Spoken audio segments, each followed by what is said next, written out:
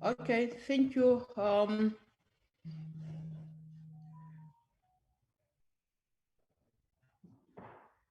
No sound now, it's fine. Eh? We're all good here, yes. Honorable,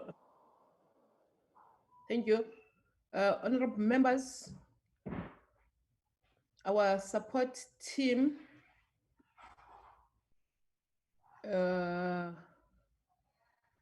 members of the media, and all those that are watching this important meeting today. South Africans, greetings to you all. This is a very important meeting because today we are going to discuss what over the last 3 months, in fact, more than 3 months, because it started in December 2020, when we invited written submissions, followed by oral submissions that were made to us, and then we went out to public hearings. So today we're going to discuss what the people of South Africa are saying about the expropriation bill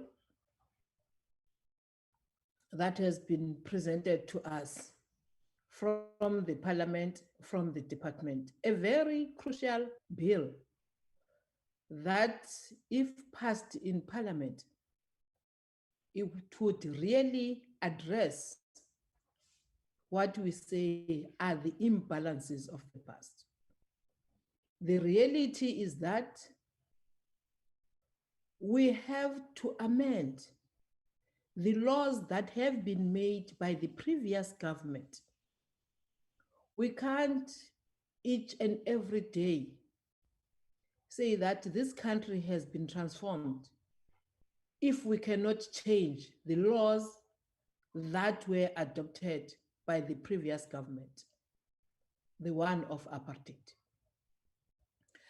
I welcome all those that are here to observe, because they will be observing, they won't be participating in the meeting, only the members that will be participating.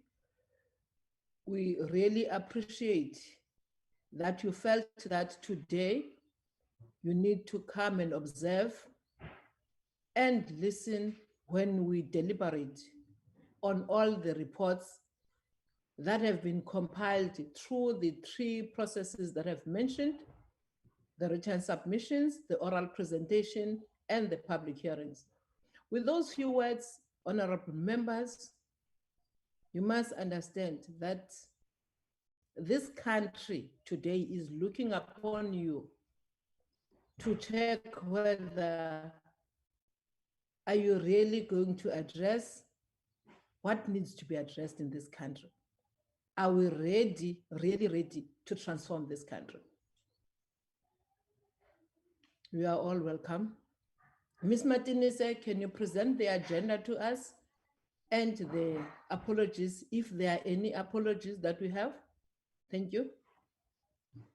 Thanks again, Chairperson. Good morning to yourself, honorable members and our colleagues. We only have one apology from the Honorable Van Staden. He won't be able to attend this meeting. The agenda is fairly simple, Chair. You've already alluded to it. Will just be the support team, the content team of the Expropriation Bill project, and that is supporting this portfolio committee, will present today the public participation reports of the Expropriation Bill B23 of 2020. And thereafter, the honorable members will deliberate on the matter. Thanks, Chair. Thank you, Ms. Martinez. Then over to our team.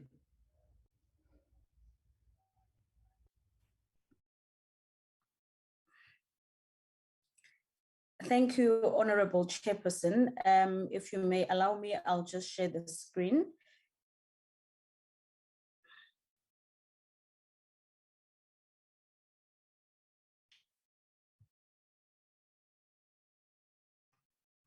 Can I get an indication if it's visible? It's visible. All right, thank you.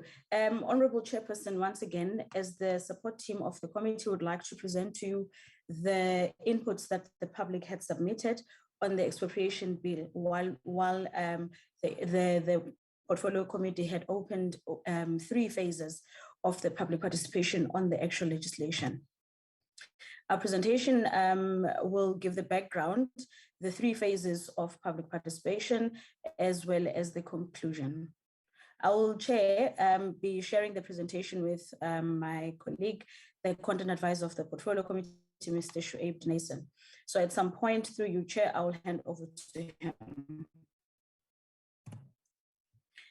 Firstly, Chairperson, we last year, sometime when we were clarifying the process of legislation, we also did allude to this slide that is currently on the screen, where we just really briefed the committee on the fact that the process of processing legislation is according to Rule 2866 of the National Assembly rules. So at this point, Chair, we are on number 5, where the committee is deliberating on the inputs that the public had given after having opened a window for all of those. Just as a brief background, Honorable Chair, the committee basically strived to give effect to the constitutional obligation, Section 59, to provide as much opportunities as reasonable for the public involvement in its work on the bill. It divided public participation in 3 main phases, I've already stated. Firstly was the email submissions, 2 sessions of oral hearings, using the virtual platform, as well as 36 public meetings of physically meeting communities and regions of the 9 provinces throughout the country.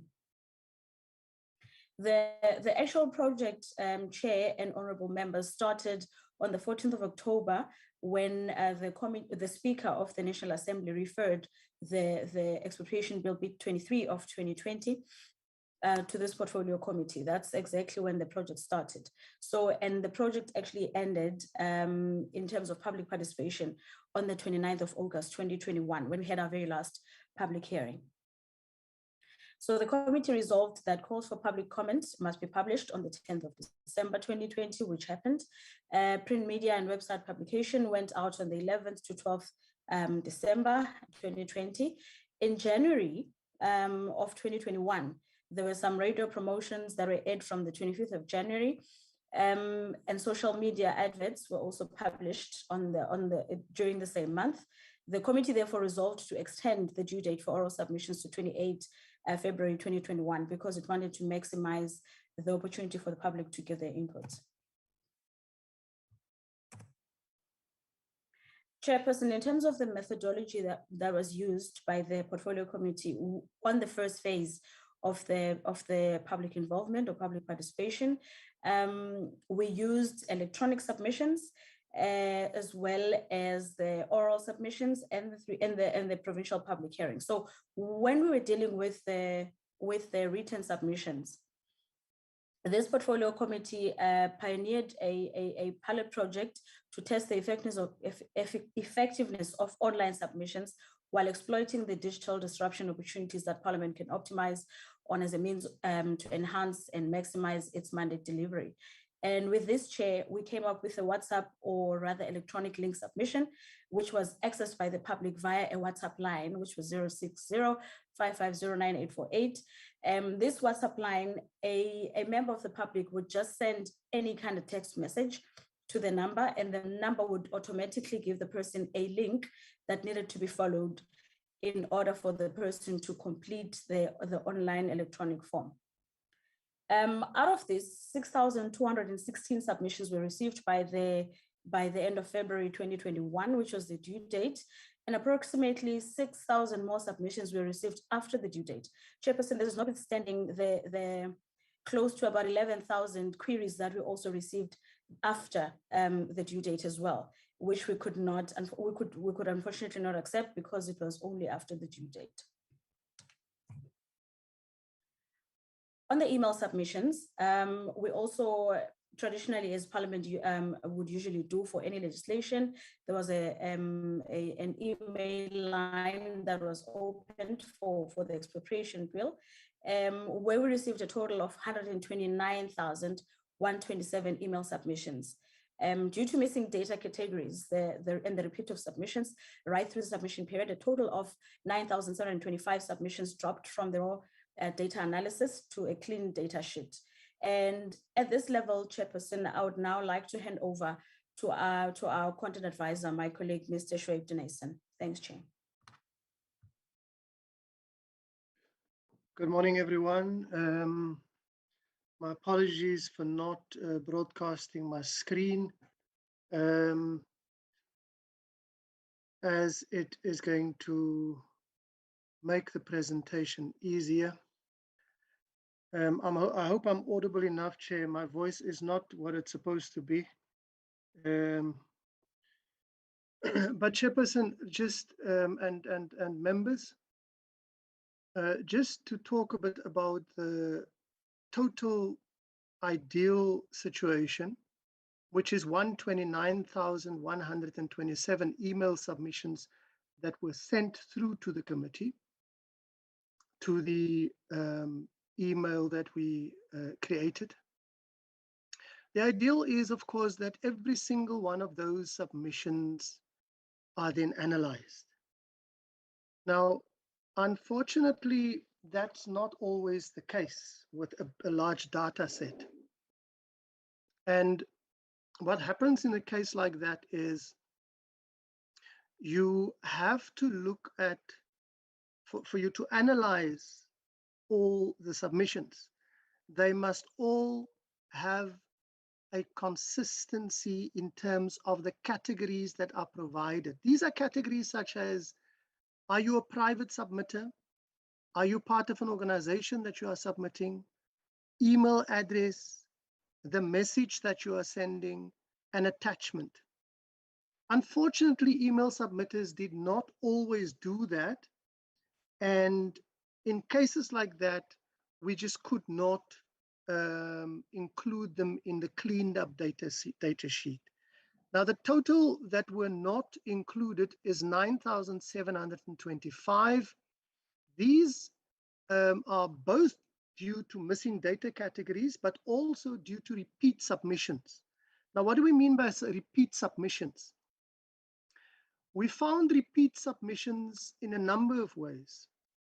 One, I submit using the same message, but using 3 or 4 different emails.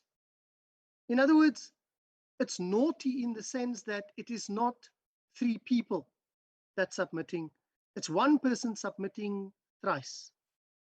When we find that, we have to just take that as 1 submission. And if we look at the total in the end, then that is what brought us to a total of 9,725.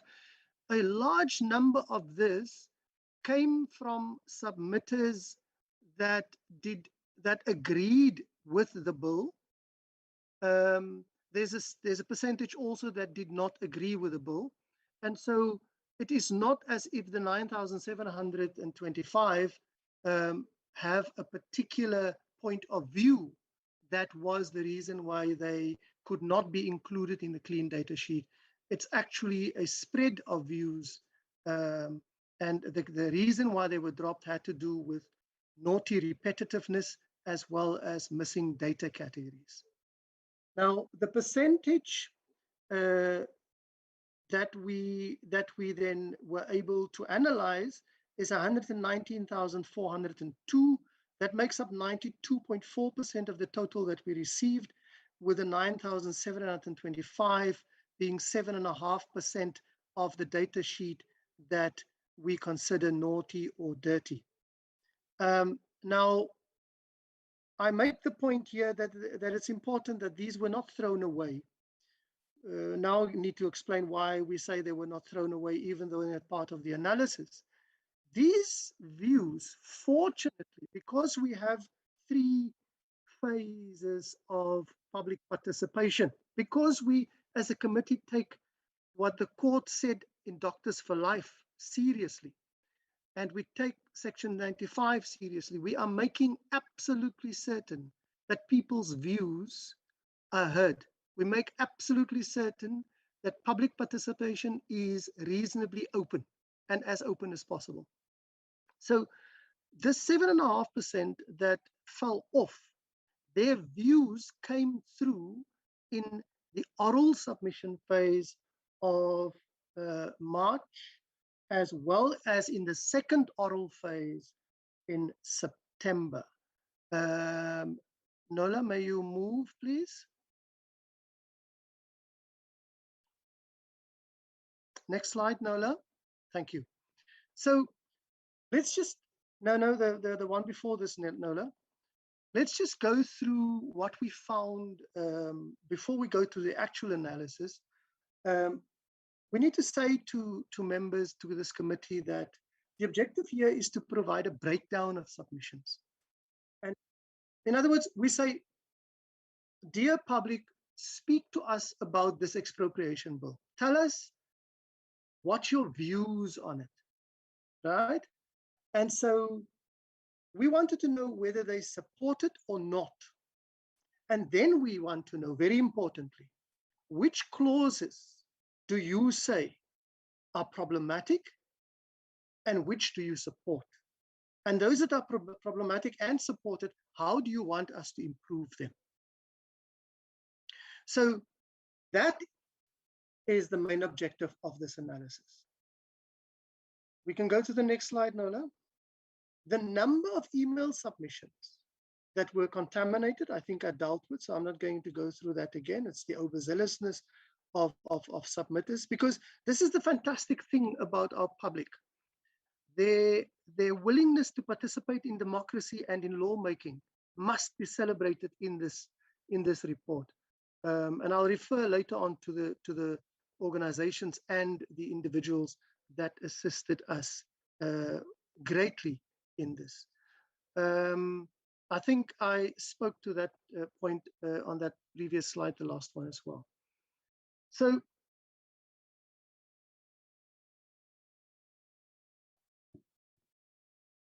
this is important. And this speaks to why the Pioneer project on WhatsApp was started. As a committee, we don't want to just invite the public to participate. Then we find that there's a problem with a method, and then we make as if we can push through with that method because it's the only method and it's the best method. Well, if the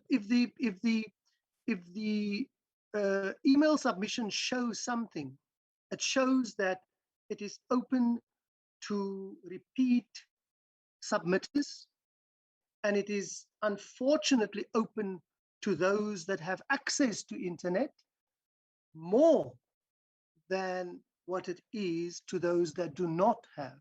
In other words, those with resources participated fully. Those without resources did not. So the views that we have here are limited in email submissions. The other thing that we know is that organizations that were already campaigning against expropriation without compensation, as in the Cabinet Amendment Bill 18, in other words, the bill dealt with the ad hoc committee that according to a House resolution, has to make explicit what is already implicit in the Constitution, Section 25. That process saw a number of organizations using Facebook, LinkedIn, their own pages online, with bulk emails provided and in petition form. Now, what that did was fantastically opened up the public participation space largely online.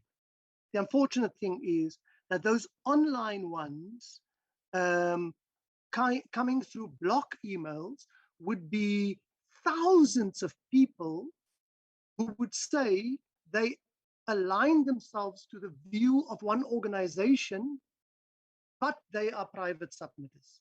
So that anomaly, furthermore, made the data set an untrustworthy one that cannot necessarily be used in its form, in its total form of 129,000, which is why it got whittled down as it did. These are the organizations that we must really applaud as organizations that played a fantastic role in opening up the space and enabling people to participate. The unfortunate thing is that they were only opened up to those that have and not necessarily to those that did not. The committee had to step in to ensure that it collected the views via WhatsApp, which seems to be a better one, and Parliament as an institution may want to look at another session where this support team may give you the differences between email and WhatsApp submissions. And then, of course, we backed it up with the visits to the 9 provinces, 36 sessions where we spoke to the people personally. These organizations are Dear South Africa, the SA Institute. Let me just go back to that, Nola. SA Institute of Race Relations, Transvaal Landbou Unie, Free State Agriculture, and AfriForum. And then there's also AfriForum's site, onteiening.co.za. Interestingly, onteiening Afrikaans is an Afrikaans word that means to take something away from owners. That set the theme for their participants. And then some of these organizations, we must understand historically are linked to one another. Transvaal Landbou Unie and Free State Agriculture, AfriForum and AfriBusiness and Sakeliga, there's a link between all those. And that link, of course, also then decreases the variety of views expressed on a bill. Free State Agriculture referred to in the above is Free State, sorry, I don't know why I'm repeating this. We may move, Nola. The point I'm really making is that the Transvaal Landbou Unie is the mother body that became Free State Agriculture, as well as, I think there's a KZN Agriculture, etc. as well. Of course, there are also independent agriculture organizations that one can refer to later on. The views expressed in a large majority of the emails is the same, therefore, as what the organizations submitted to the ad hoc committee processing the CAB. The most prevalent objection we note already, we can say, is that both in the emails and in WhatsApp, as well as in the public participation process, clause 12 of this bill and its subsections, in other words, expropriation without compensation, being against the constitutional right to own property, the majority of the public opposed that and spoke against that. Of course, in the email written submissions, that is, in the WhatsApp, not in the, in the oral submissions as well, but not necessarily so in the contact sessions. Main feature evident through the email submissions is this. The submitters would claim, I refer to this, that they submit their private and in their private and individual capacity, but then the wording that they used in their body, where they make input on the email, on the bill, they would say, I, the undersigned, view this as my individual and separate input, and then contradict it by saying, I agree with the view of Free State South Africa, or the view of Onteiening, or the view of Transvaal Landbou Unie, and then list those. SA Institute of Race Relations, of course, as well. Thanks, Nola. Next one.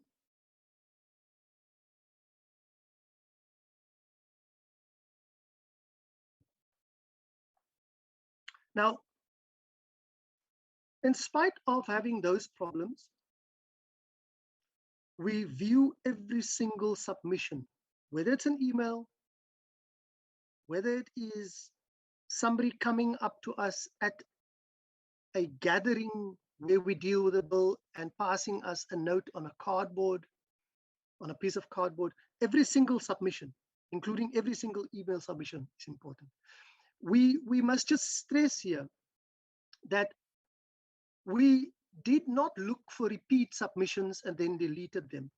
Some repeat submissions where we find there was a difference, even though it's the same email or the same person and the input is different, we would grab that different part and include it in the submission, because as we said, the objective is to identify clauses that are problematic.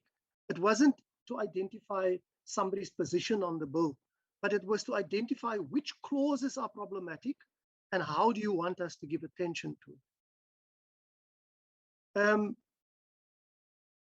The next one, the committee strengthened public participation process after we found all these problems by inviting submitters. In the email submitters, there were a group that said, we would like to make a presentation. We identified them, listed them, and invited them to come make submissions to the committee. We did this in 2 rounds because the first round showed that there were submitters. Sakaliga, I think, contacted the committee and Parliament and requested and asked, listen, some people who asked to make oral submissions were not included. What are you people doing? And we acted on that reprimand from the public and then started a second round of oral submissions. And then we strengthened the submissions, the public process by going to 36 regions right through the 9 provinces where the committee met and interacted with people. And here Parliament and the teams from various units in this Parliament must be congratulated. And the Secretary, as the coordinator of that team, must be congratulated for the work that they did to get this right and to work in such a close team to get the people there and keep them safe under these trying conditions. The next one, Nola. This one is almost, my apologies. This one is almost invisible. I tried here to identify and show the type of submissions that came in. If members are stressing their eyes, I don't know whether you can see when I point, but where it says white farming property rights and African dispossession are 2 sides of the same coin, you would notice those types of comments were not, I put that one in there so you could see the type of comment that is actually not part of a submission. That is one of the submissions that were taken out. That's from the 7,925 that I included in this slide. So you can see that when something is not really about a clause of the bill that you are discussing, then it's irrelevant. It's unreasonable for us then to include them when we analyze. A number of them look like that. And then you can see this cluster over here at the bottom that speaks of confusion with this bill and 18th CAB, clause 18, debt owed on a bond, clause 12.3, clause 12 and the subsections, etc. You know, those, and then of course the issue of the definition of property. Those are clauses that were highlighted by people in the email submissions, and that is the total of 119,402 that we then were able to analyze. Thank you, Nola. The next one, I think it's, yeah, there we go. Now, we just want to say that there were a number of matters that were raised that are relevant, but they are not part of what the clauses of this bill are dealing with. Submitters from the organized agricultural sector viewed the bill as a tool to forward land reform. And some argued that correctly so, they can have that point of view, that land reform failed, and therefore this bill was brought in a sly way to address the issue of land reform. The point must be made, and the public submitters in this case must be corrected. The bill is not about land reform. The bill is related to land reform. This bill is, however, strongly about putting an administrative system in place with which the state expropriate for the public purpose as per the Constitution. The second bullet, submitters from commercial farmers, representing commercial farmers, suggested that emerging farmers should be provided with highly subsidized credit to buy land. It's relevant, it's necessary, but cannot be in the bill. Landowners and commercial farmers fear the loss of land. If land is expropriated, there will maybe lengthy and costly legal battles. These same submitters would also say that there will be war because you're taking people's property and land away. They would also say property not defined, but saying including land means that immovable properties, cars, jewelry, things that were inherited will be taken. And that created further fear. And I must say, we must be very careful in this country. Public participation in the democracy is crucial, but public participation by raising the fear of the people, creating unreasonable fear, is dangerous. Remember, we do not want to create division. We need to create a unified and maintain a unified, strong, robust democracy. Robustness must not cause division. Landowners and commercial farmers fear the loss of land. That's understandable. And it will be lengthy and costly legal battles. Submitters also said that the bill has raised perceived rights, which means you raise the perception that people are going to get land. These people are poor, they need land, they need to farm, they need to work. You raise their perceptions, and therefore they're going to increase their attacks on our farms. This is relevant, but it's a matter outside the ambit of the bill. The next one, Ola. Submitters also indicated they were in favor of orderly land reform process, and we are all in favor of orderly land reform process. Expropriation is viewed as dangerous.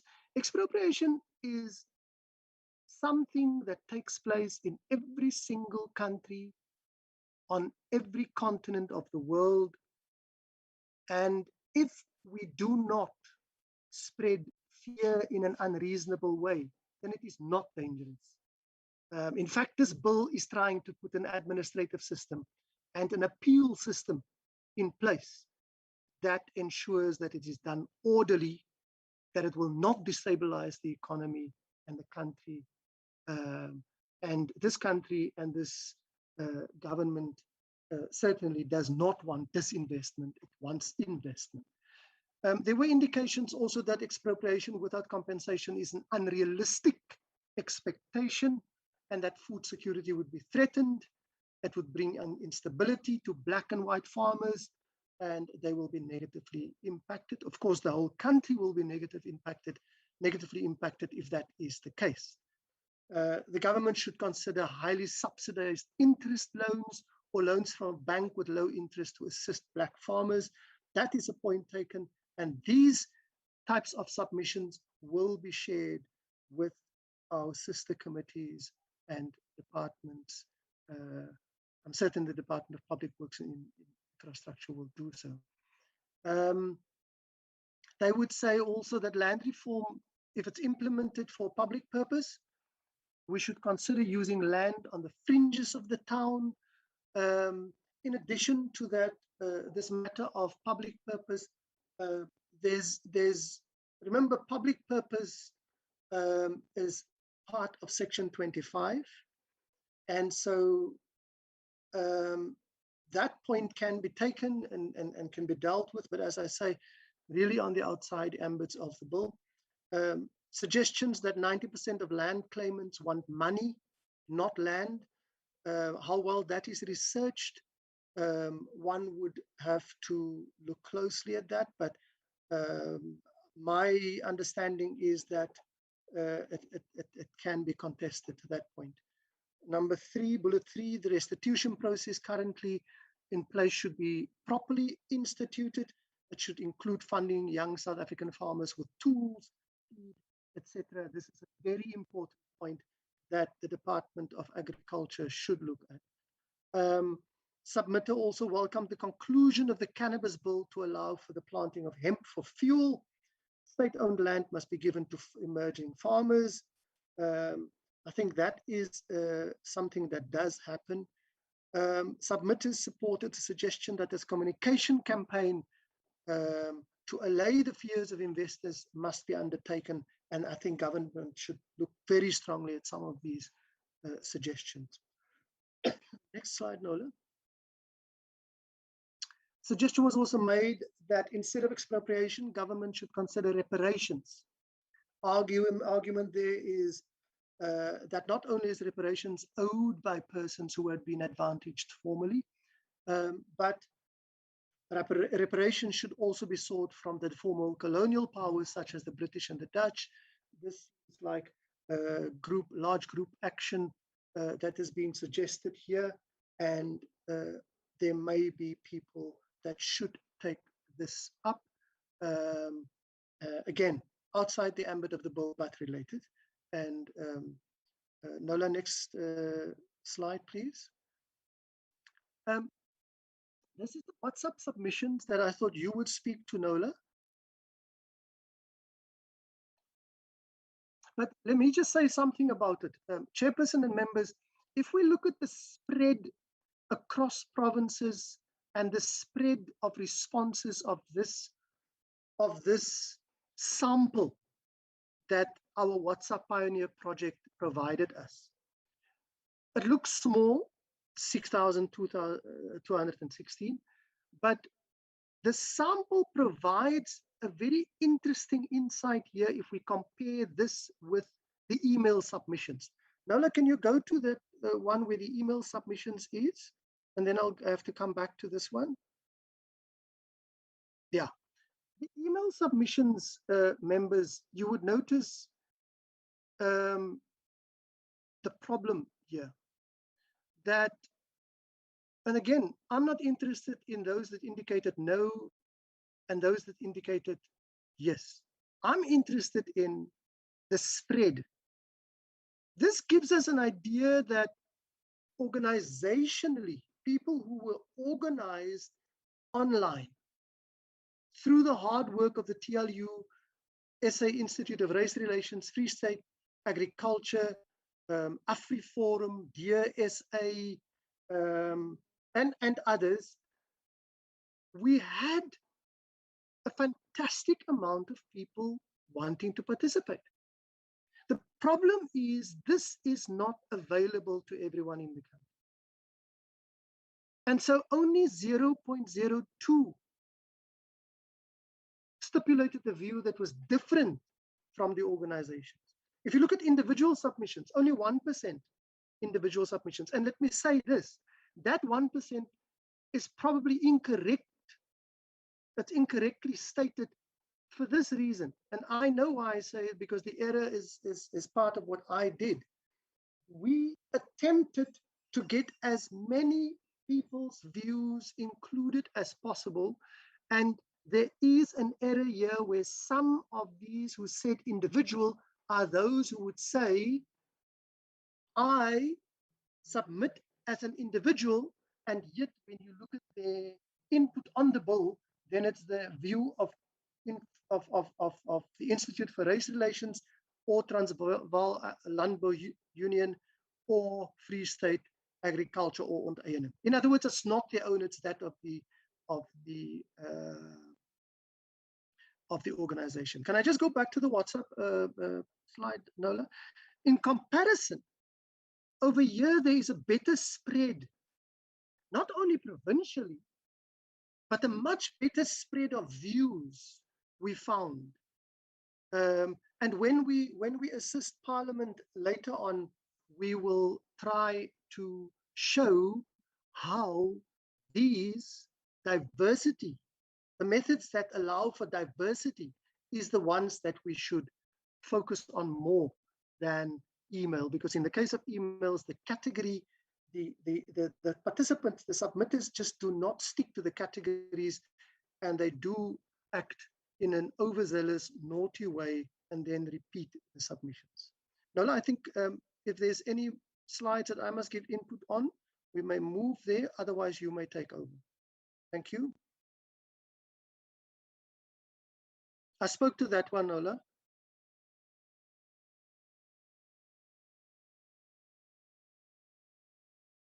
Maybe go to the oral hearings.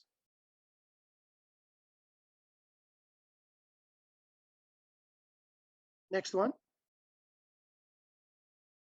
There we go.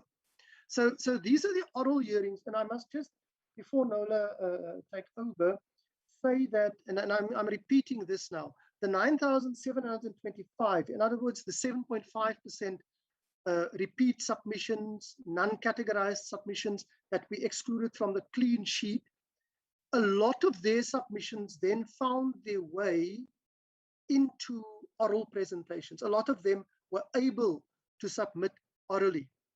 What were excluded, and here one feels sorry for them, but there were a lot of submitters in favor of the bill in this 9,725. I think there's about 5,000 to 6,000 of them that were not included because there were bits of confusion that crept in, and it was more about land reform and the need for agriculture. And so they agreed with the bill as a method to get them in, but they were not included. Some of them were also brought in orally, and the National House of Traditional Leaders, etc. So on the 24th and 25th of March, we had the first phase. Then we were told, listen, that was not enough. Some submitters that asked to be part of it were not given a chance. And then while we were traveling through the country, we came back on the 7th of September and did a second phase, and they were done on Zoom. And there we have some of that. Thank you, Nobala. Can I have a glass of water and then you take the next? Oh, no, you wanted me to go through this as well. Right.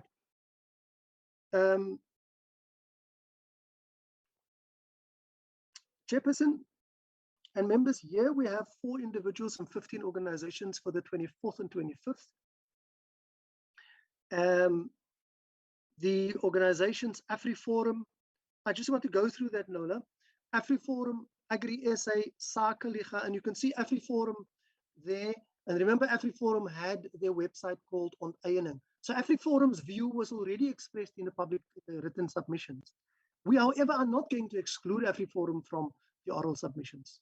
That is not the nature of a democratic organization, Chapter 4 of the Constitution organization. Parliament will open up as per Section 59 of the Constitution, keep it open and allow people to participate. Agri-SA, Sakaliga, that also operates as agri-business. The Banking Association of South Africa, Contralesa, the Institute for Race Relations, again, an organization that had a website and bulk emails. Transvaal Landbou Unie, also. Western Cape Legislature of the ANC, Cape Flats Communities, COSATU, Business Unity South Africa and Agribusiness Chamber, the National House of Traditional Leaders, Minerals Council of South Africa. Minerals Council of South Africa was almost excluded in the email group, but we brought the view into the email group, so it's not part of the 9,725, and their view is therefore also expressed again. And then the African National Congress Women's League, and this ANC Women's League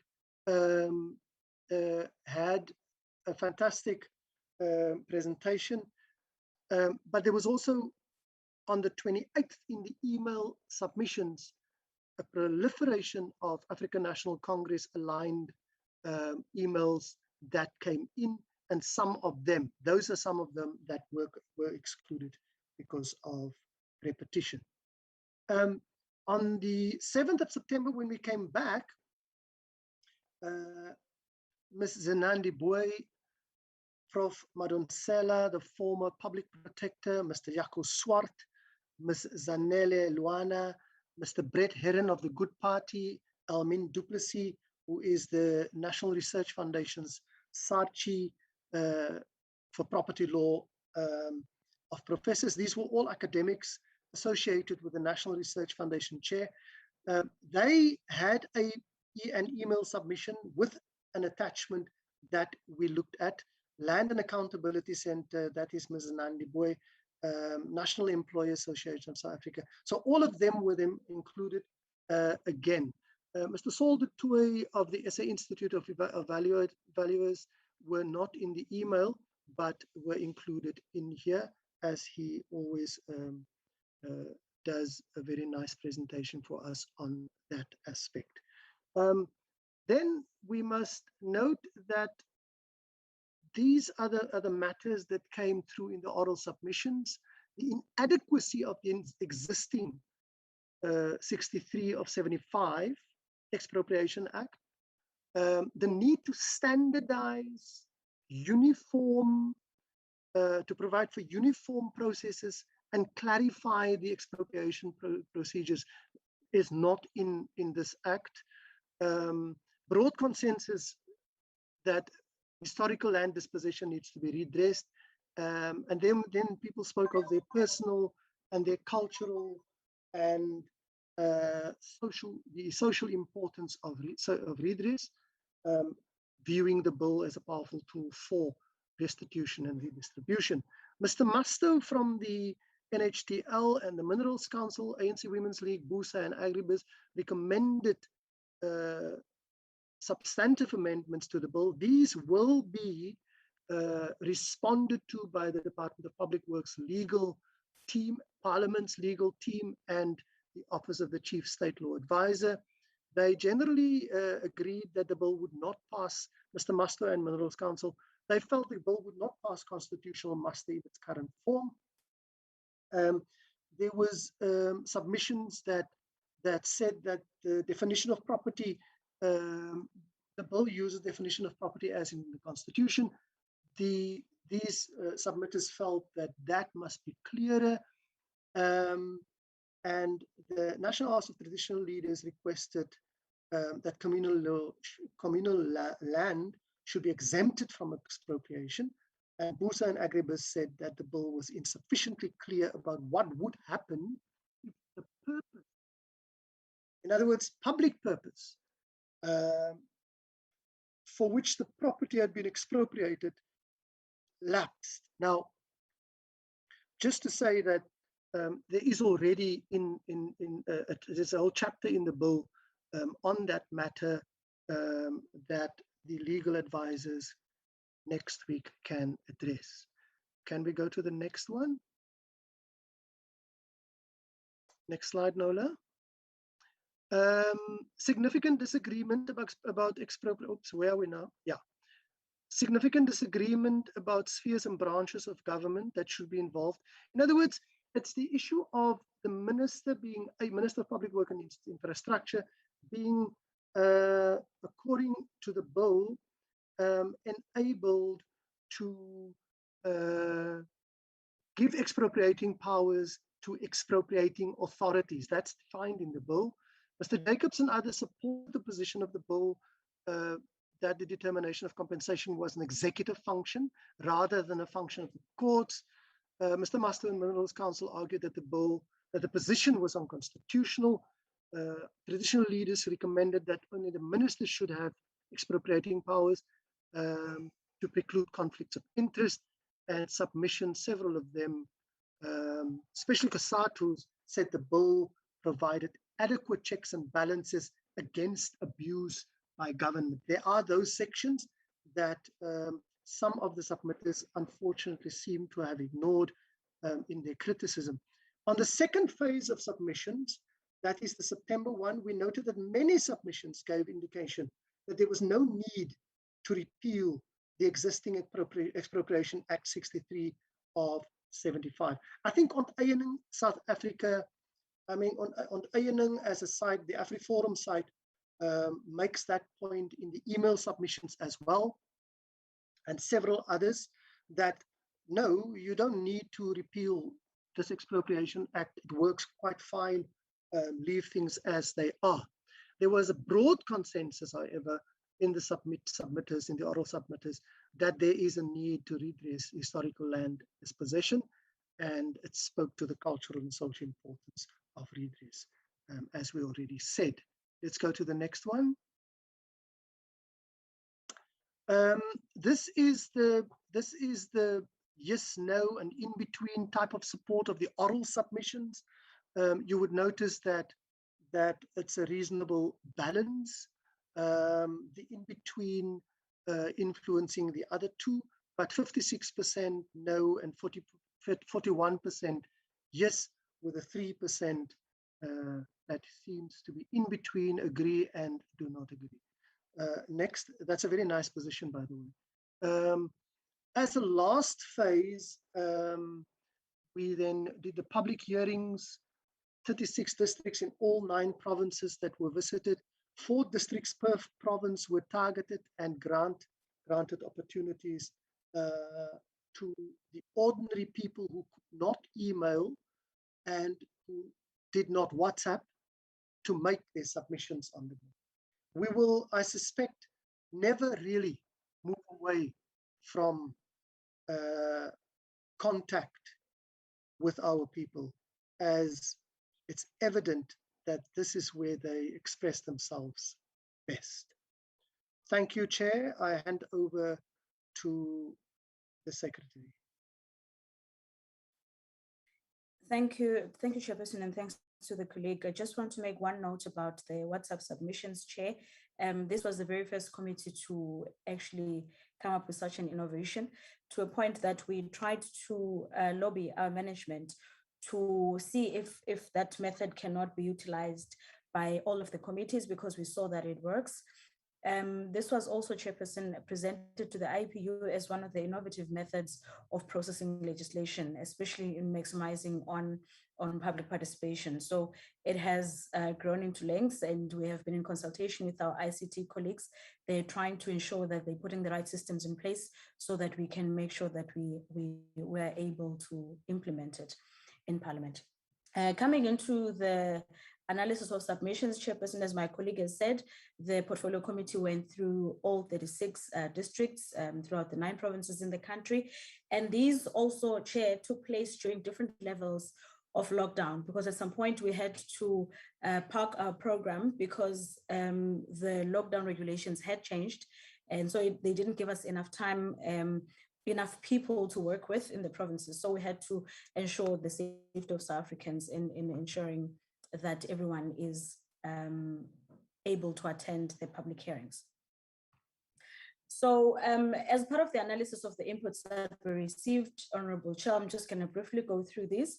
There were submissions from the African National Congress, the Democratic Alliance, as well as the Economic Freedom Fighters, that were the same as inputs received in various provinces, as they are mostly scripted. So we find that in each province, I'll be specific, especially it's the ANC, it was the DA and the EFF. Most people spoke from scripted points of view. So I think we observed it in 3, if not 4 different provinces. Traditional councils requested that communal land should be exempted from expropriation, and this was also a general view that we found in all provinces. There was also confusion between the Expropriation Bill and the process of the amendment of Section 25 of the Constitution, which was mostly evident in Limpopo. Therefore, most submissions were one-sided and focused on the amendment of the Constitution to allow for expropriation of land without compensation. And there was less inputs on the objects of the Expropriation Bill. And this caused a bit of a skew kind of view, Honorable Chair, in terms of what the inputs were that were included in the report. A few speakers noted that while the beneficiaries that received their land back through the land claims process, this process was being undermined by the traditional leaders or chiefs that took over these lands and gave them to others, particularly foreigners and mining companies. While other presenters maintained that the process of the Expropriation Bill should be halted until the amendment of the Constitution to expropriate land without compensation is finalized, it was further suggested that the Expropriation Bill should be an enabling legislation that regulates how land will be expropriated without compensation. And this was mostly the Economic Freedom Fighters' sponsored point of view. Some of the traditional leaders blamed entities such as the communal property associations as weakening the powers of the traditional leaders and undercutting their authority. Some speakers viewed title deeds as unnecessary, particularly if beneficiaries were to have land returned to them without paying compensation. And some speakers argued that title deeds represented people receiving stands, and this was argued was not what people wanted. Instead, they wanted the land returned. In other areas, Honorable Chairperson, a number of speakers claimed that the land should be expropriated without compensation, as the land dispossession could not be simply counted from the enactment of the 1913 Land Act, as was currently stated as the cutoff date in the Constitution. It was argued that the said dispossession stretched as far back as 1652, with the initial settlement of the Cape by Jan van Riebeeck. As noted above, Chapter 5 was viewed by some of the speakers as an attempt to pay compensation. This was suggested should be removed, and that any funds intended to be used to pay for compensation should instead be made available to advance small-scale farmers. In other views, while a few speakers indicated the support of the bill, this support was conditional. The presenters indicated that using expropriation was not the correct term. Instead, the repossession was to be the appropriate term. As some presenters opposed to the Expropriation Bill indicated that it was due to the bill appearing to preempt the process of the ad hoc committee on the amendment of the Section 25 of the Constitution. Views, which were economic freedom fighters sponsored, were of the idea that this was putting the cart before the horse, kind of a thing. So their preference was that let's rather let the process of the ad hoc committee on the amendment of Section 25 carry through, and then thereafter process the Expropriation Bill. The speakers were particularly concerned about the youth and vulnerable groups, such as the elderly, that were still awaiting the return of their land, many of whom had already passed on without the first land claims being processed and finalized. In the Western Cape region, the Khoisan chiefs, who constituted a sizable contingent of traditional leaders, strongly voiced their opinion about the legality of the bill and emphasized that land should rather be given to them as the first indigenous nation of South Africa. They have organized themselves under the organization called FINSA. Some women and youth were mainly concerned about ensuring that there would be empowerment strategies in the pipeline to equip the vulnerable groups, that includes the people with disabilities, on how to work the land and use it for profiteering purposes.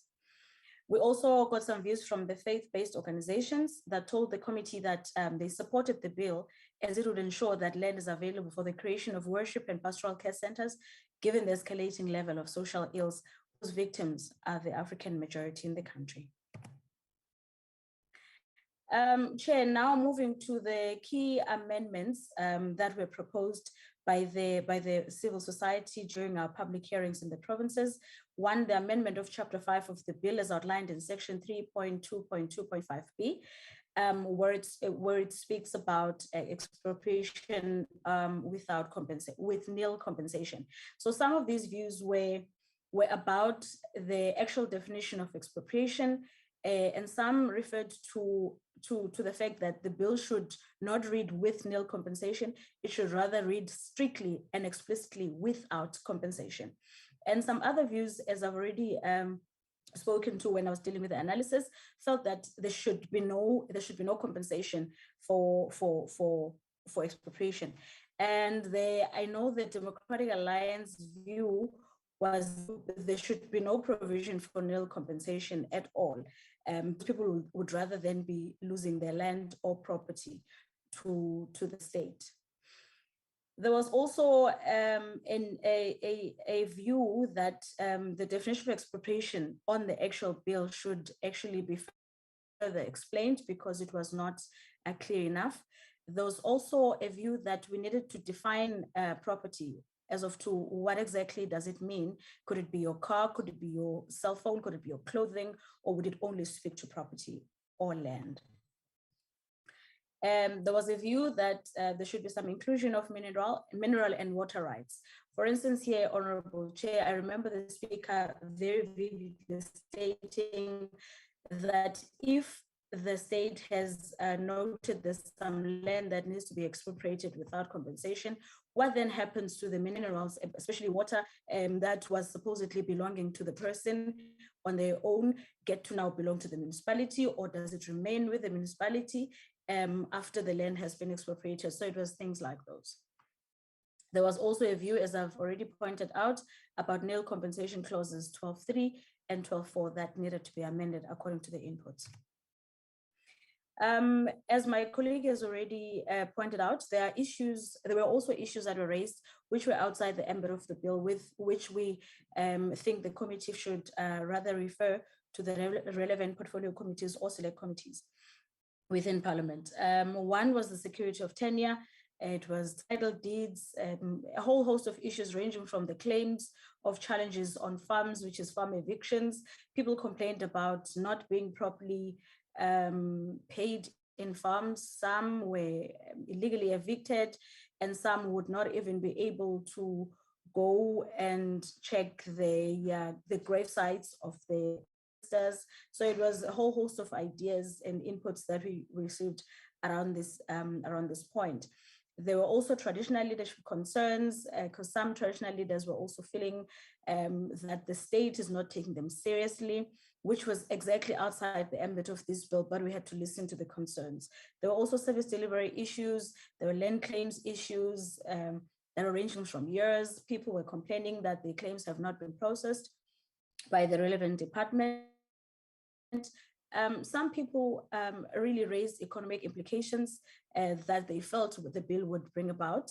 There was an issue of the threat of food security. People raised issues about mining, and some raised issues about government support and corruption. Moving to this, in terms of the support of the bill, Honorable Chairperson, we see here a slightly different view from the previous two indicative graphs that we spoke to. 42% of the people on the ground overall in all 9 provinces supported the bill.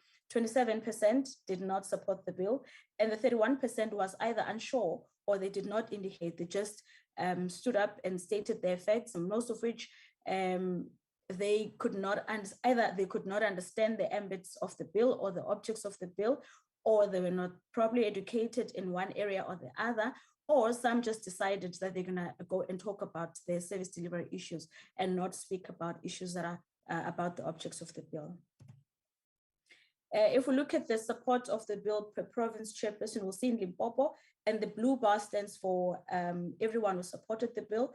The orange bar stands for some people who did not support the bill, and the gray ones are people that did not indicate, or rather were unsure whether they would like to support the bill. This also, Chairperson, I need to highlight that it also speaks to the fact that some people were still confusing the expropriation bill with the amendment of Section 25. So they wouldn't say whether they support this bill or not. So in Limpopo, we see about 90% of the people that attended the hearings in all 4 districts in Limpopo supported. About 38% did not support, and we see about 60% actually was unsure. And we see a different picture in Mpumalanga, where some did and some did not, but there was a lower level of people who could not understand. This is also, Chair, an indicator that people in Mpumalanga were properly educated about the bill. So our colleagues in the public education unit did due diligence to public education. So people were certain as of to what is it that they wanted to support. And if they didn't support, they were clear why they also didn't support. And here we also saw a feature of what I also alluded to earlier on, Chair, that people that when they were mostly politically mobilized and their views were scripted.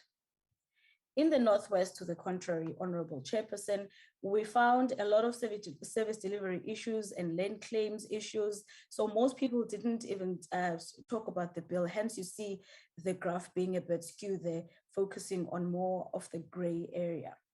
In Gauteng, also there people some were uncertain, some managed to support or either not support the bill. I'll jump all the other provinces, Chairperson. Then maybe I should speak to KZN. KZN is peculiar because of the Ingonyama Trust, which is under Amakosi in KZN, traditional leaders. So there, what the traditional leadership was clear about was that whatever the government does, they should not touch the Ingonyama Trust land. So they should leave everything there. However, they were of the view that they're in support of the expropriation bill, and they also stated that they support the expropriation of land without compensation. In the Eastern Cape, Honorable Chairperson, they were also thoroughly mobilized. We made consultations throughout with traditional leaders and other stakeholders, and most of the people in the Eastern Cape then supported the bill. The other two last provinces, Honorable Chairperson, which is the Northern Cape and the Free State, were done after quite a break was taken due to lockdown regulations. But then we also received a sizable number of people who either supported or not supported the bill. Chairperson, in conclusion, we recommend that the Portfolio Committee adopts the Expropriation Bill public participation reports as a true reflection of inputs received from the public while processing this piece of legislation. Further to this, the legal advisors from Parliament, DPWI, and the Office of the Chief State Law Advisor would need to respond to issues raised in this report and advise the committee on how the bill amendment process will unfold. And this is due next week. We have a scheduled meeting to take place on Wednesday at the same time. And the committee should, during the first term of 2022, prioritize the consideration of the bill clause by clause as prescribed in the NA Room 2866, with the aim to finalize the process and table the final report for tabling in Parliament. Thank you so much for the opportunity, Chairperson. I'd like to now hand over to you for deliberations.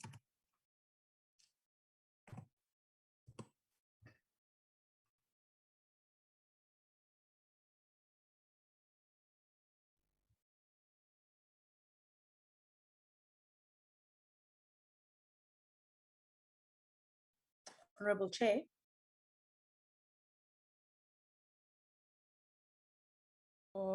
Thank you, Ms. Martinez. Thank you, Mr. Tenzin, for a detailed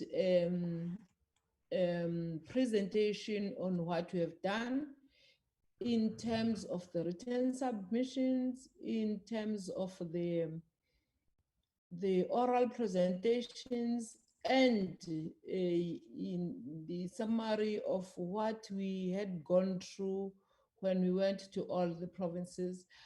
I will now recognize the honorable members. I will now recognize the honorable members for their engagement on this. You can also assist me, Ms. Martinez, if for now I only see two hands. If there are any hands that you see on your side, you can just indicate to me. In the there is also this other hand. The first hand is the one of Honorable Graham Murray. The second hand is the one of Honorable Suisa. The third hand is one of Honorable Van Schalkwyk. The fourth one is one of Honorable Hicklin. I have only those four hands for now. I will then invite them, other hands, maybe they'll come back later on. But over to you, Honorable Graham Murray. Thanks so much, Chair. I'd like to just start off by commending our team. This has been an absolutely mammoth undertaking, and the thoroughness with which you've dealt with everything has been really, really exceptional. I know that the same couldn't be said of the ad hoc committee on the Section 25 amendment. So, you know, it was obviously something that we were alert to because so much of the work that was done there was kind of bypassed. Whereas you guys have just been outstanding in the detail that you've gone into, in the capturing that has happened. So thank you. And thank you also to the rest of the parliamentary team. I did write to the Speaker to commend them on the outstanding work done in line with our public hearings. It was a really well-oiled machine. We had a couple of glitches, but I mean, you know, they were minor in comparison to the incredible work that was done. So I just wanted to start off by saying that. That being said, the volume of information we've been provided with has made it a little bit difficult. I didn't have time, what with post-election stuff, et cetera, to go through everything. So at this stage, the only report I have read fully is the one on the public hearings, because at this stage, those were the ones that I had the best frame of reference for. And I just wanted to ensure that everything that had happened was properly captured.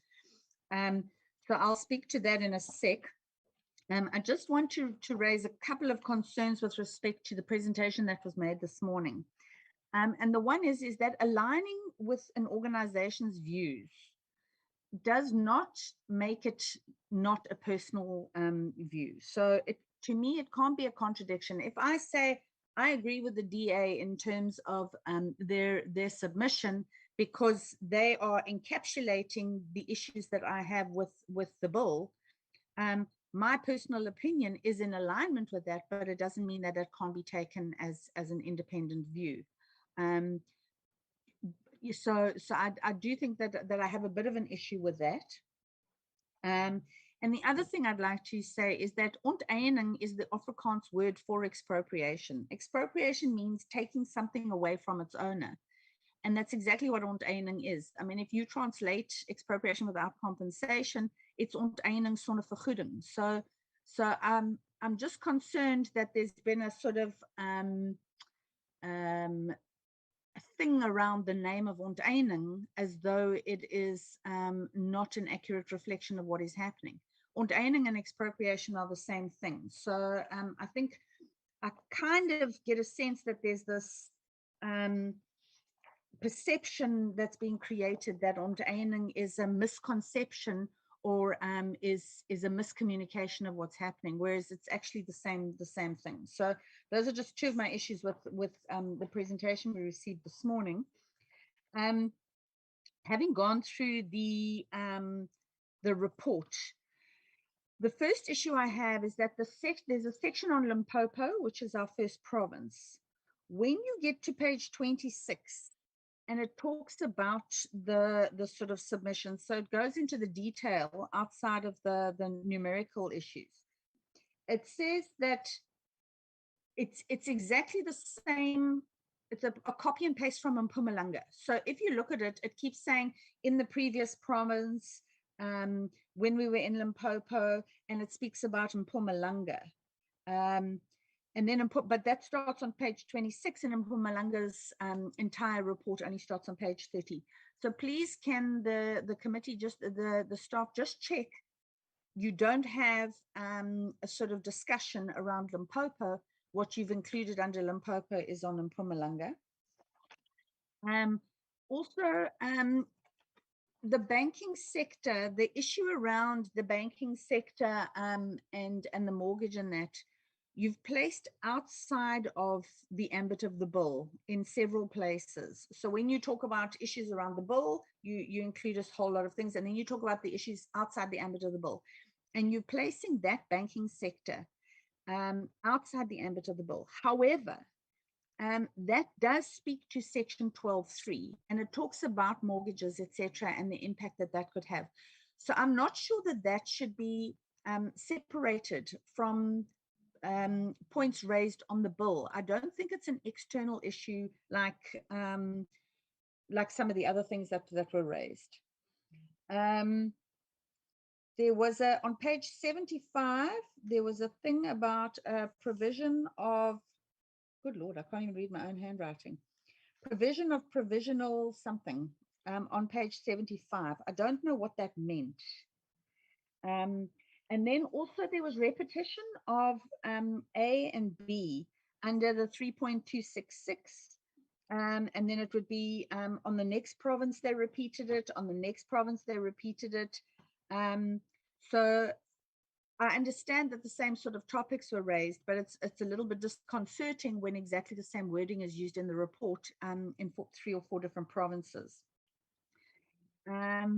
Then Northern Cape and Free State, we got extremely detailed feedback in those tables. I mean, literally, it was almost like every single individual input was captured, whereas we didn't have the same level of feedback from the other provinces. So I wondered why we got so much detail on Northern Cape and Free State, and it was a lot less detailed on the other provinces. I mean, it could have just been, you know, exhaustion and whatever.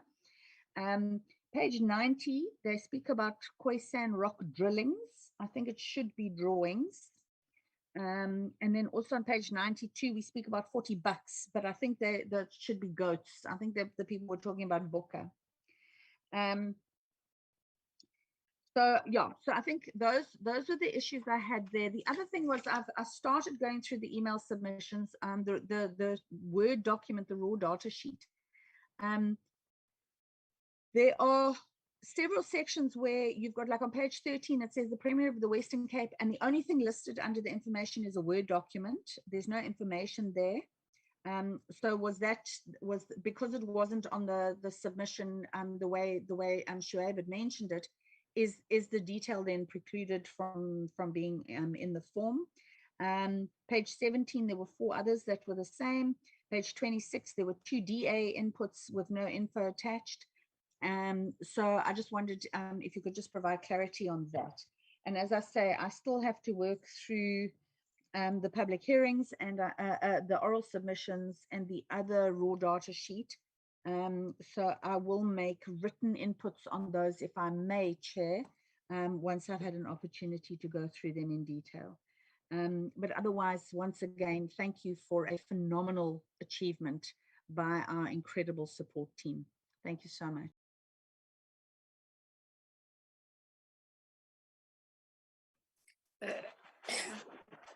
Thank you, Chair. I'm afraid I'm in a poor network area. I'm afraid of switching on my video due to network problems. Chair, I've got only one issue that I think was excluded on when we came to people who made submissions, oral submissions from organizations. I'm just looking for the slide. Yeah, the one on the 7th. And I see that EFF is not mentioned there. And then when you go to the submissions that were done, I see all organizations or bodies are being mentioned there, and the EFF is not mentioned, especially when it comes to, when I read their submission where they speak about the state being the custodian of the land. And in the bill, it's spoken about the minister having powers to distribute the land and everything. So I think maybe it's an omission from that side, but maybe I can also be given a clarity pertaining that information or the submission that was done by one of our members, Sam Matias, as a verbal submission to the committee on the 7th of September. Thank you, Chair. That's all for now.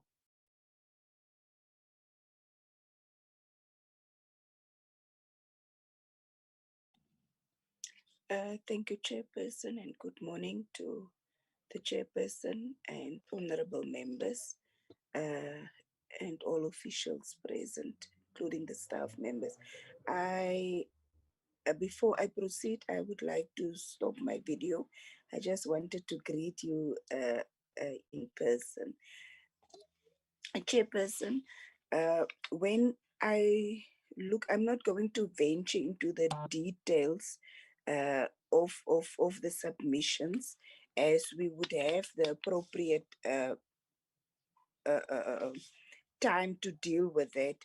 But firstly, allow myself to really congratulate our team, led by the secretary, but also the members led by our Honorable Chair, who endured long hours on the roads, many times not favorable road conditions, late nights, early mornings across the length and breadth of the country. This clearly shows to me, Chairperson, the type of members and staff that we have in this committee who's really committed to the issues that's going to bring about change in our country, but also to strengthen democracy through our legislative processes. Chairperson, just a few points that I want to raise, some that has been raised and some which I would raise afterwards at another engagement when going deeper into the issues.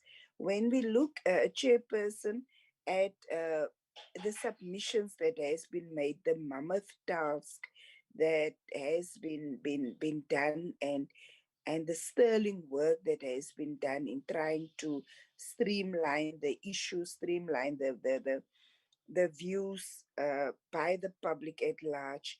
I totally agree, Chairperson, with the viewpoint and with the approach of our staff when dealing with certain issues and certain inputs, especially with regards to the many repetitions that has been submitted.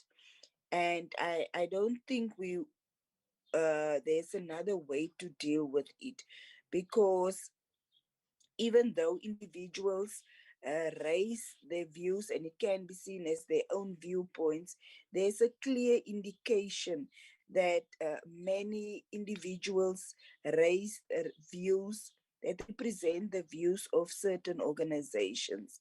And we cannot look the other way, Chair, when looking at those kind of issues. Then, Chairperson, I would also like to appreciate the channeling of the issues that are relevant to other portfolio committees and also to other spheres of government, like, for instance, your local government sphere, saying that we are representatives of Parliament and the society at large use this platform of public hearings to ventilate their general concerns also. And they saw the opportunity and they made use of it, and it was totally correct and in line for us not to ignore it, but instead channeling that to the correct portfolio committees or legislative or line of duty. Chairperson, when we look at what has been submitted and the many submissions that were dropped, I think it assisted us, because when we look at the missing data categories and what that entails, and the explanation given by Mr. Dennison and Ms. Martinez, I think that was also the correct approach that they were using in order to assist us in moving forward and to really give effect to this bill that's seeking to establish administrative system and to ensure that the effect is brought about, that the bill is not about land reform or any other issues that's been brought to the fore. So with those few words, Chairperson, I'll pause there. Thank you very much.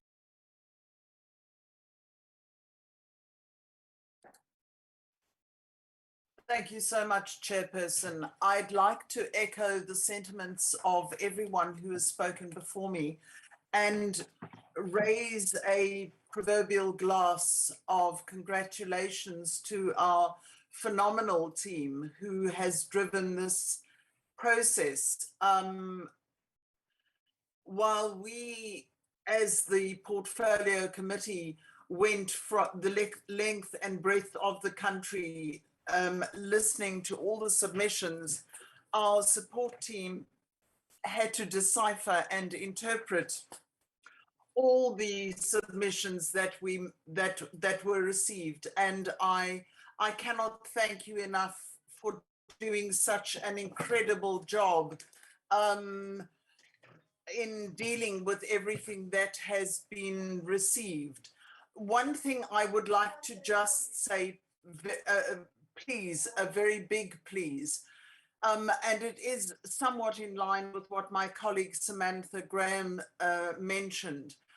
The submission, when one makes a submission that says, I concur with a viewpoint made by X political party or Y political party, that is still my individual belief, and I believe in that belief because that is what I identify with. It doesn't negate that position. And I am harping in particular on the view on the property clause. Very many people are very worried about the concern about the word property in this expropriation bill. And I think we cannot actually just dismiss it because we're saying that this expropriation bill does not deal with property. And we cannot just lump it together by saying that that is not the focus of this bill.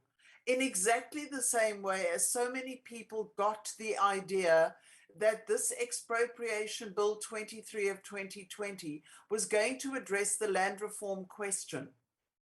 Like Honourable Graham-Marie, I haven't had time to go through the raw data. And with your indulgence, Chair, I would like to also make some submissions at a later date. But we cannot walk away from the fact that so many people believe that this particular bill is going to give me, you, and so many other people access to a piece of land purely because this bill is going to be passed by Parliament. It means I am going to get a piece of land, whether it's got a house on or not. It's going to give me a piece of land that I can call my own. That's not the purpose of this bill. And I think we need to be very clear on that. And so it has to be taken into account in the deliberations. And other than just once again reiterating what colleague Sharon van Schalkwyk said, that we have the most phenomenal group of colleagues who dedicated themselves in going from point A to point Z, right the way through this country, listening to the views of people who needed to express themselves. We really were taking Parliament to the people and listening to the views of the people across the length and breadth of this country. I am proud to be a member of this portfolio committee and proud to be a member of this Parliament that actually listened to South Africans. Thank you very much to everybody who put themselves out there, who went with us, and the task at times was very arduous. Thank you very much.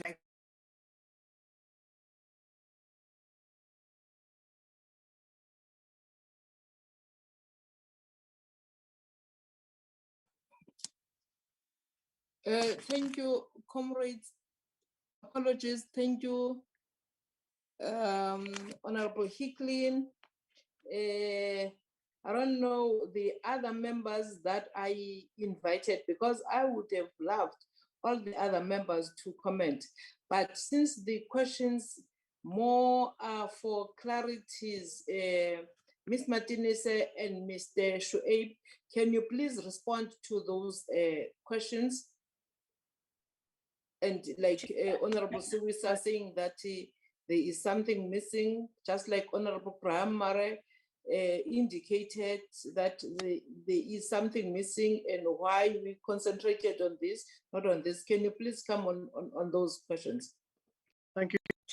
Chair, I see Ms. Mjobo, Honorable Mjobo had her mic on. I think she wanted to input.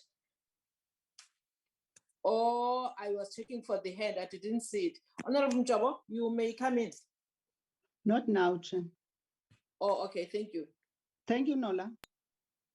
Chair, may I go first and then I will leave the more difficult ones to my colleague? Chairperson? You are audible. Yes, thank you, Chair. I just wanted to know whether I got the go ahead. Thank you, Chair. I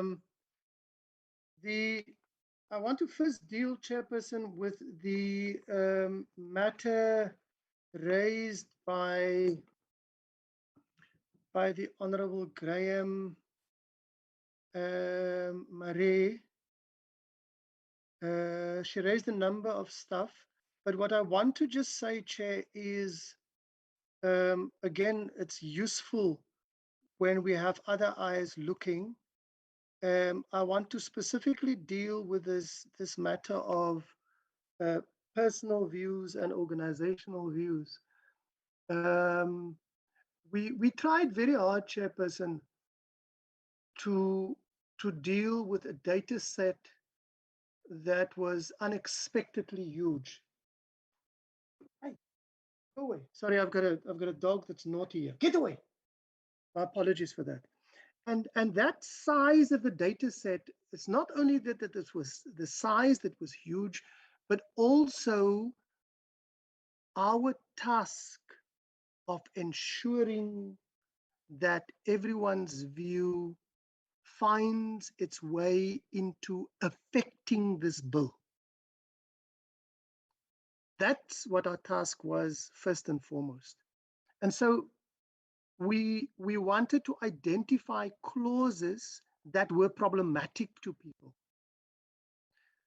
So when we make the point that in the email submissions, the feature of the email submissions, there's nothing we can do about it. If the feature is that of organizations having bulk emails available for those who have access to those bulk emails to make their point, and that in the process, the views expressed, whether I say it's my individual view or not, and whether that is correctly so, my individual view. Look, we are allowed to align ourselves to an organization. There's no problem with that. The point is just that it is through the bulk emails that people use the categories provided in the emails rather than the categories that Parliament said had to be part of their submissions. In that way, that's why we call them naughty submitters.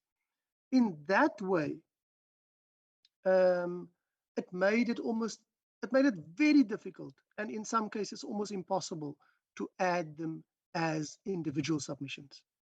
That doesn't mean that any one individual who said, this is my individual submission, was thrown away. What it does mean is that the submissions that we have, the number of 119,402, as well as the 129,127, which was the initial amount that came in, that it's probably so that we have less views. That's the point that we made, the difference between individual and organization. That is the only point that we make. It's no other point that we make.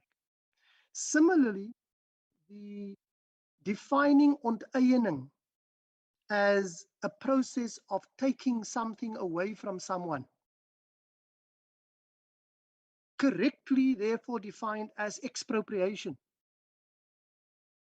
There was no assigning of any meaning different to what those words are saying. So there's a perception that is not part of what it is the team tried to do with that.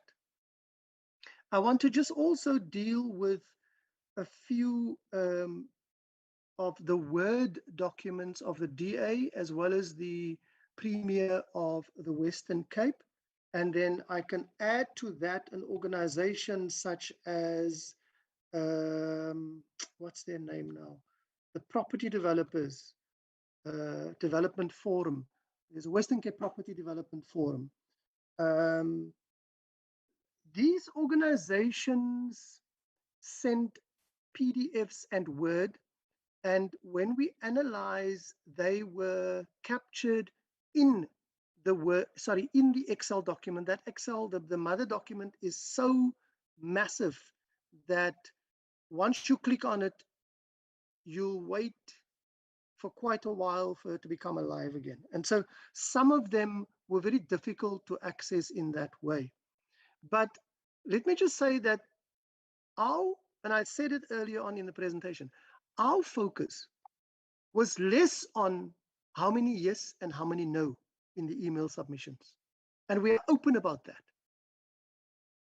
Our attempt was to take that massive data set and ensure that we identify the clauses that is problematic for the public.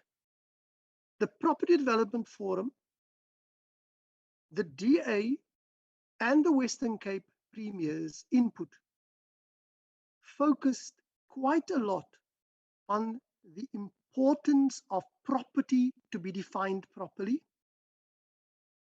It focused quite a lot on the process of expropriation, and it focused on the need for a stable property market, because there is an underlying perception in these submissions that I'm speaking about, that this bill is going to disturb the property market, the private property market, to such a degree that the economy, the local economy, will suffer, and that in the case of the Western Cape, the Cape Town Metro may not have a stable property market from which it draws its massive income through rates and water and electricity charges. So they made quite a useful input on the matter of the definition. And they complained also about, in the case of clause 12, and I hope you bear with me, Chair, clause 12.3, that speaks of it may be just and equitable for no compensation to be paid where land is expropriated in the public interest, having regard, and then it lists those circumstances. Now, that 3A, 12.3 A, B, C, D, and E, as well as 12.3.4, is the gist of what is the majority. Members might recall the slide where I said it's unfortunately almost not legible, because I try to put so much information in there, where the clauses are identified. That 12.3A, B, C, D, and E features heavily there. And so that is part of what was in the DA, Western Cape Property Development, and the previous submissions. And these will be, let me just assist the members also, even though you see something that you expected to feature is not strongly featured in here, in the presentation, rest assured, these are all going to be responded to by the Office of the Chief State Law Advisor and Parliament's legal advisor and the Department of Public Works and Infrastructure. They have to do so in more detail per clause, and I hope that that satisfies. Was there another thing? No, Chair, that's it. I want to give my colleague a chance to deal with the issue of Mpumalanga and Limpopo repetitions, which could just be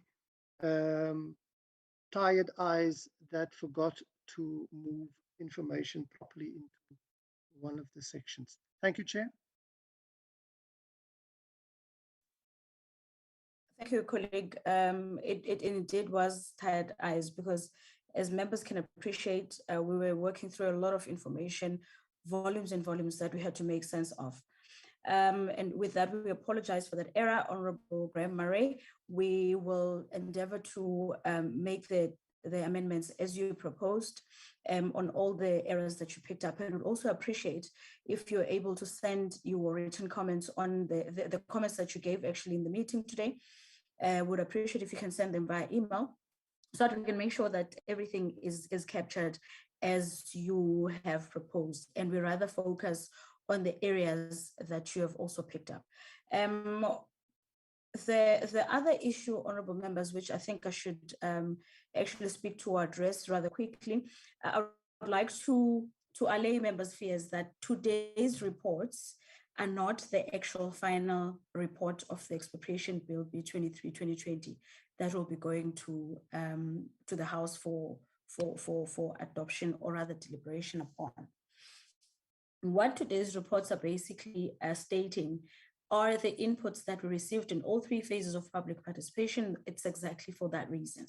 Number two, the purpose of these reports is so that our legal advisors from one parliament to the DPWI and the Office of the State Law Advisor can be able to pick up on issues that the public has raised in terms of the bill, in terms of the objects of the bill, and what has the public basically proposed as changes that need to be made to the bill, which is the reason why they're coming back to the committee next week to come and report as of to this is the process that's going to be followed in trying to ensure that the bill depicts exactly what the public has given inputs on.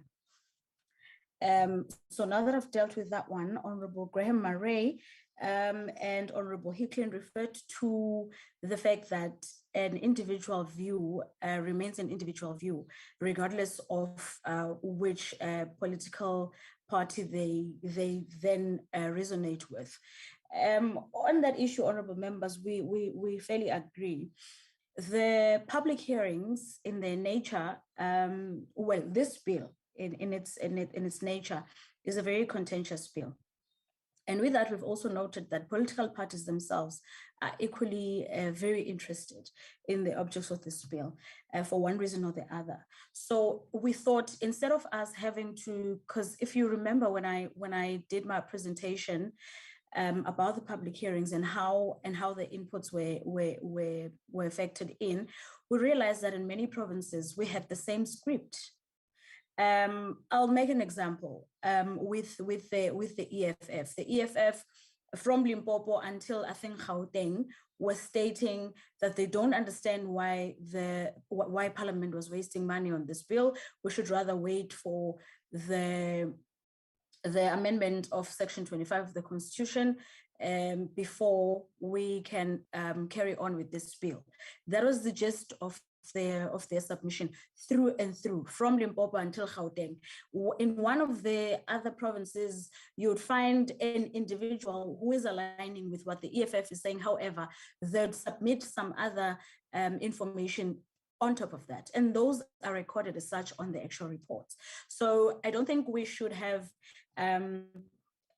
fear that some of the inputs have been captured under a certain political party.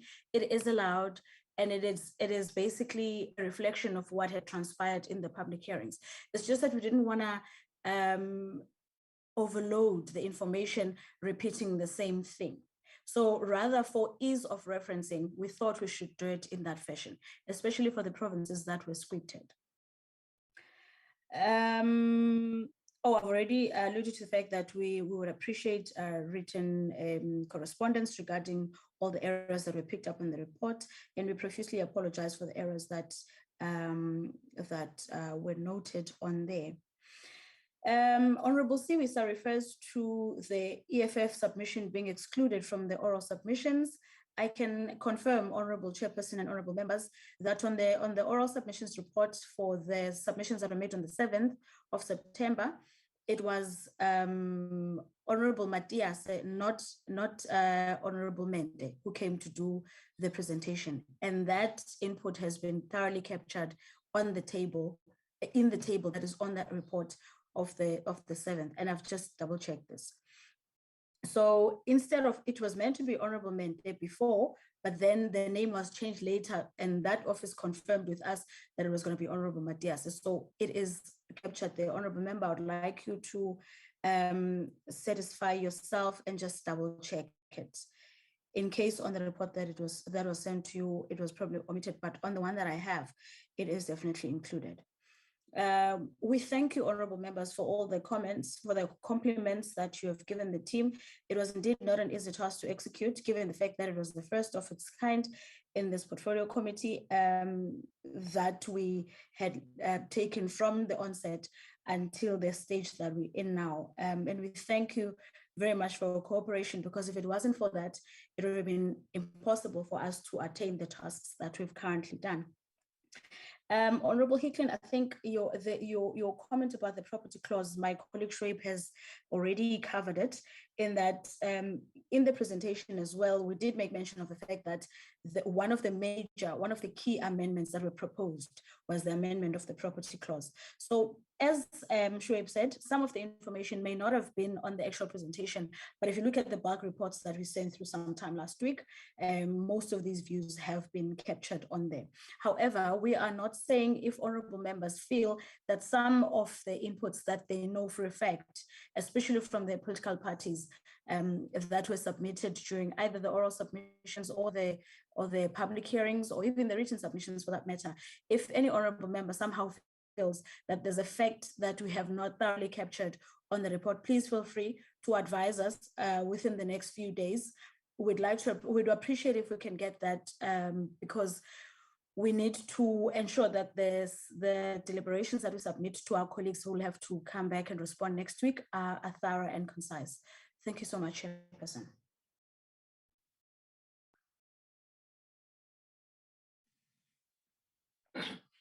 Thank you, Ms. Martinez.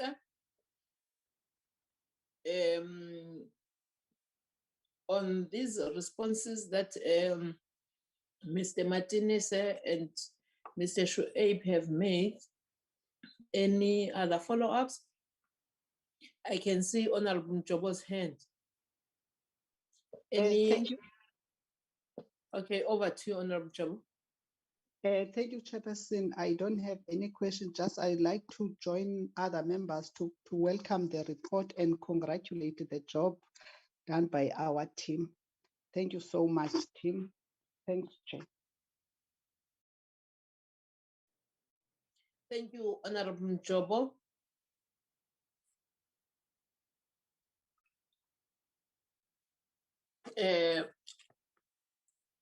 Having raised issues, comments on the presentations that you have made to us, what will be the next step, Ms. Martinez and Shoaib? I understand that today it's not for us to discuss the report.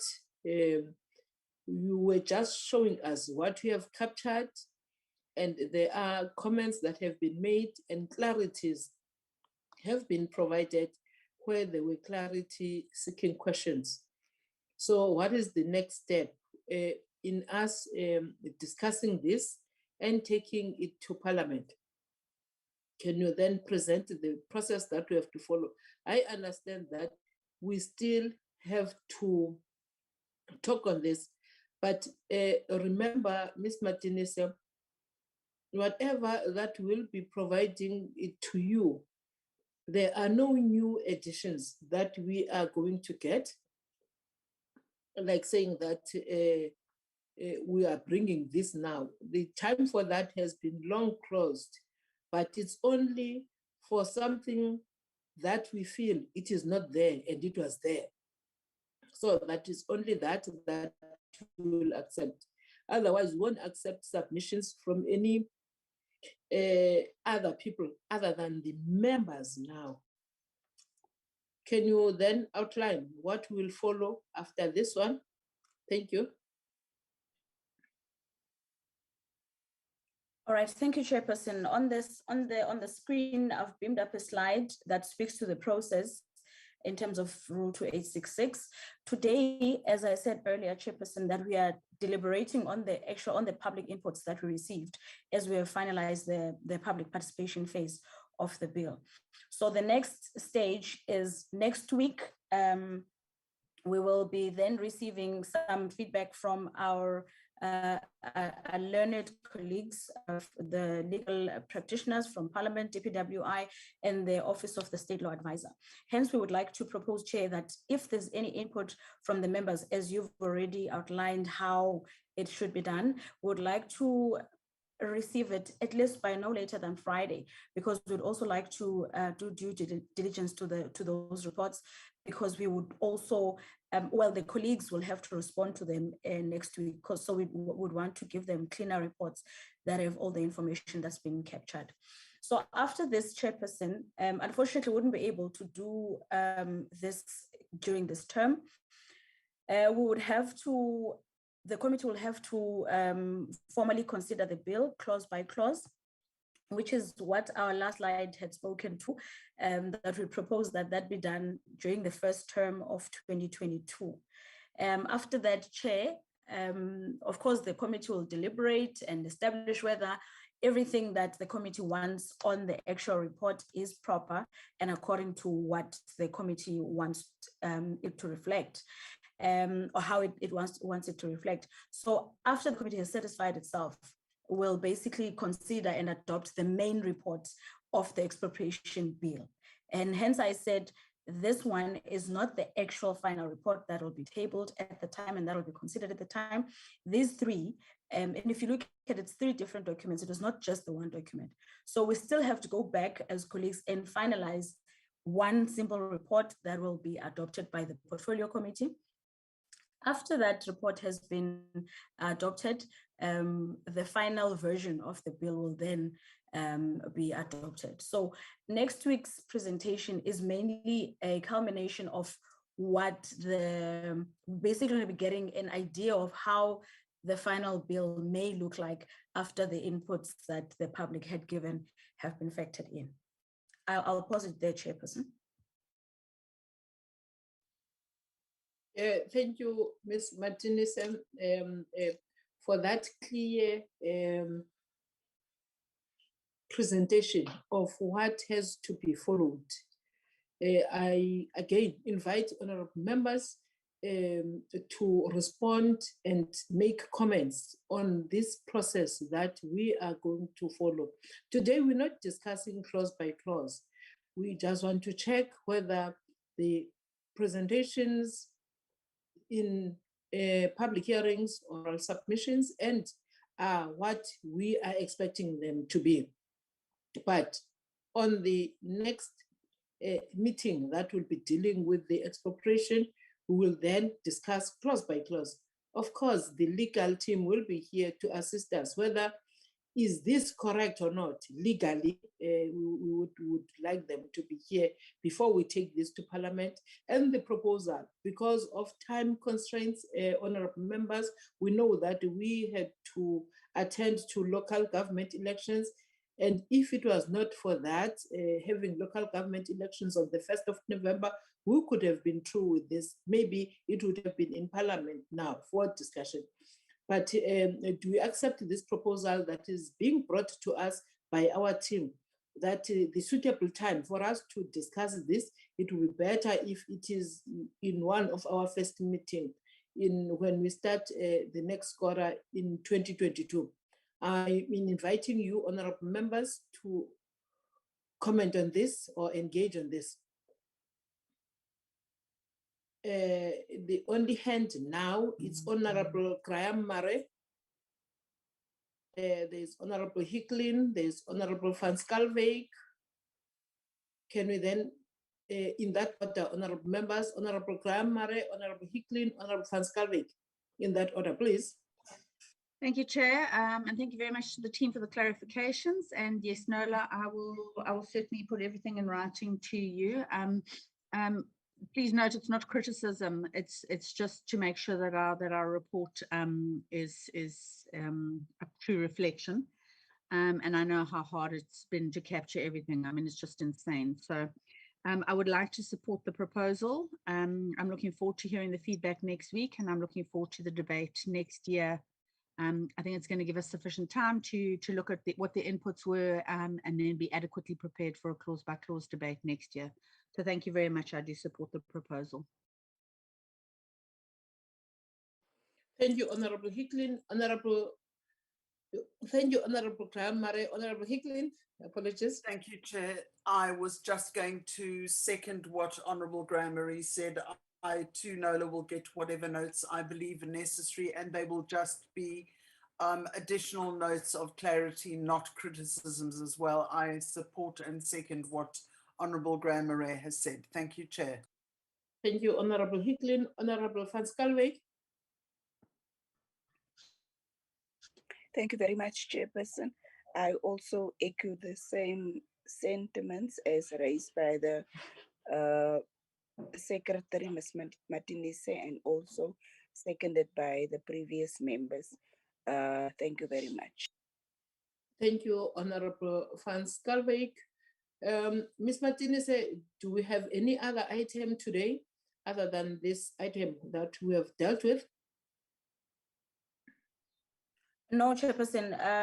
We will deal with minutes during the next meeting, because we've got a couple of minutes that we need to go through, but because we thought this meeting would take longer, so we didn't schedule it for today. So we were all good to go, Chair. Thank you. Thank you, Ms. Martinez. Thank you, honorable members. One, let's appreciate that we are this far with Expropriation Bill number 23 of 2020. It has not been an easy journey, but it was a serious, necessary journey. You will remember, honorable members, that it was not once, but several times for oral submissions, we extended time when we saw that our time coincided with the December holidays, and there were many calls for us to extend the time. And as such, we did that. We had also those WhatsApp messages that led to the link, and we received all the positive submissions. By positive, I mean whether you support or you don't support. But when we extended time, we saw positive results of many emails coming in. And then we had COVID that limited us in many times. We had to stop, we had to not go to Free State when the numbers in Free State were increasing. But then when we had to go again, you were there, honorable members, ensuring that this bill is tabled to people of South Africa for public hearings, for them to respond to it. And I would really appreciate all the work that you have done. I also would like to appreciate all those that participated in public hearings, in our oral presentations, and those that wrote, submitting their views on this important bill. Definitely, this is a crucial bill. Whether you support it with reasons, whether you don't support it with reasons, because everyone here is just not mumbling or fumbling around. There are reasons that for those that are in support and for those that don't support this bill. That's why it is a very crucial bill. I then ask you, honorable members, to go back, read all the documents that we have ample time, even when we are not meeting, so that you familiarize yourself, so that when we deal with legal aspects of it, and when we discuss the report clause by clause, all of us would be in par, and you would have the mandate from your political party or your support group that will be supporting you, whether to support or not. But this definitely is a bill that we have to take to the parliament as this portfolio committee. Thank you again for your participation in this meeting. I know that millions of South Africa are still looking at us as this portfolio committee to see where will we take this bill. For now, we are pausing. We will meet for this bill in 2022. But for other programs of the portfolio committee, we have a portfolio committee next week to deal with our issues of the portfolio committee. Thank you again, honorable members, for your participation in this meeting.